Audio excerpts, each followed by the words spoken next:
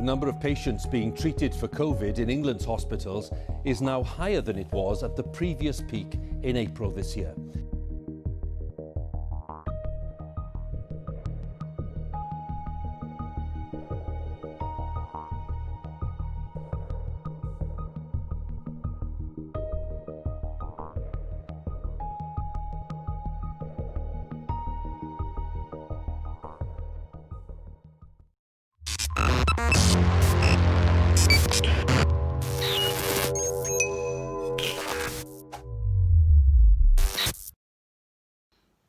Hello there. 2020 has been shit. I think it's been shit for everybody. So I'm going to have a look at what 2021 has got in store for everybody. Ooh, 2021. Let's have a look. I will rain on the parade, and I'll say that worse things could happen to us than COVID and the fires. And those worst things in the next 12 months could be an expanded grey zone conflict with China or actual war. The probability is low, but we must prepare. That's my prediction for the next 12 months. That's great. Wonderful. I think we could see Chinese boat people coming to Australia. They won't have far to paddle. I'll have a base in Papua New Guinea. They already own 4 islands in the Whitsundays. And we are attacking our own soldiers who we will need to defend us. Yeah, I can see that. There's common sense there. So Australia doesn't care about their country burning down again, and they don't care about this global pandemic, rightly so. What they do care about is going to war with China. Priorities for 2021, go to war with China, and they're basing it on the fact that China have a couple of little islands located about in the South Pacific. In a New Year's Eve like no other, the Sydney CBD and Harbour Foreshore will be off limits to everyone without a permit on the city's biggest night of the year under new COVID restrictions announced today. The world-famous midnight fireworks display will go ahead, but only people with a restaurant booking or special exemption are allowed into the city. Right, okay, so not even health workers are allowed into Sydney for the New Year's celebrations, but people with a restaurant table booking are, and special exemptions. Okay, wow. It's the news. More than 250,000 residents here on the northern beaches were anxiously waiting to hear what they can and can't do when they ring in. Oh, that was a close one. Ow. Would have been funny though if it actually clanked her right in the head. Okay, I'm not an immunologist, but I'm a really good retail psychologist. And I can tell you that I was at Garden State Plaza the day before Christmas Eve, and the place was a mob scene. There were 200 people in line just at the Apple store. 200 people, for God's sake, man. So people are willing to go out and shop again, and they're going to be willing to go out and shop again this spring. And the more vaccinations there are, and as the rate starts to fall on COVID, they'll be even more willing to, because they've all got cabin fever. And on the first pretty spring day in April, you're going to look in your closet and you're going to say, I hate all this stuff, and I'm about to start going places. I need new clothes.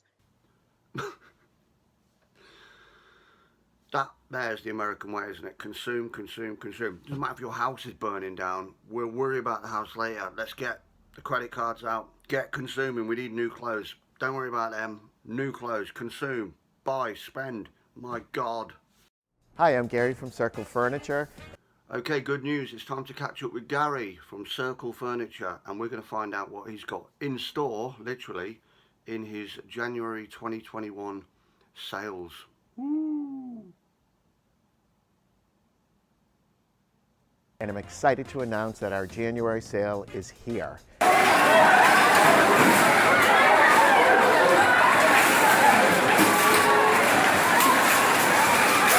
Yeah, a little clip there from last year's Circle Furniture January sale.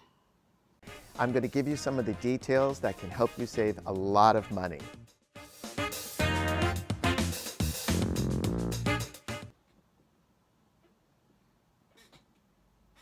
So for every $1,000 you spend, you'll save $100. So 10% off. Right, with a heavy heart, we're going to leave America, we're going to leave Australia, we're going to head back to miserable England and have a little look at the Queen's 2020 Christmas and New Year speech.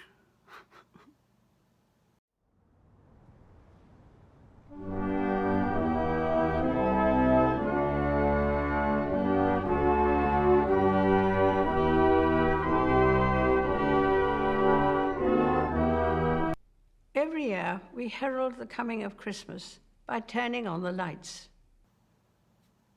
Brilliant. Thanks, Liz.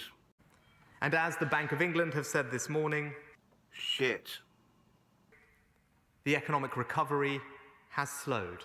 I feel sorry for Rishi in all fairness. You know, he studied his whole life to become something. He's second in line to the Prime Minister. He's come from Oxford, educated guy, philosophy, economics, all those kinds of master's degrees. And he's ended up being Chancellor in the worst possible time in history.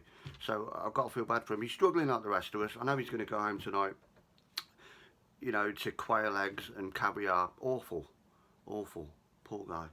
So we can announce today that the furlough scheme will not be extended for 1 month. It will be extended until the end of March. Right, so the furlough's been extended, and that's when they say that everyone's going to be all tidy with this new bleach they want to put in you. Spring, hence March. Come on. All employers will have to pay for hours not worked is the cost of employer NICs and pension contributions. Look at Boris slumped in the corner like some beggar, like throw him some coins or something. Right, it's time to take just a very brief look at the outtakes from the Queen's proper speech. Couldn't be asked to watch the real one, it's too boring, but it's always nice to watch the outtakes, the stuff that they don't want you to see. Let's have a look. Do you mind awfully? You'll have to move that camera back. Everyone ready?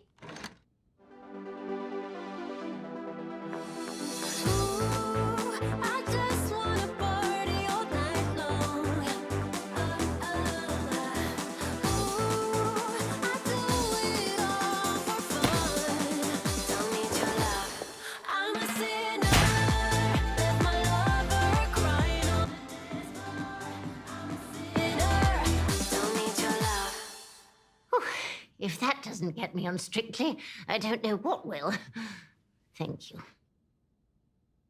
So much of our world today. It is in that spirit that I wish you a very happy Christmas. Right, gonna leave it there. You have a great New Year. I'll definitely see you in the New Year. I think you can pretty much guarantee that. But I'm going to leave you with some clips of how not to do a New Year's fireworks celebration, essentially. This is really not how to do it. So if you want to know how to do fireworks, this is not the clip for you. I'll see you soon. Headbutt time. Ooh. Happy New Year.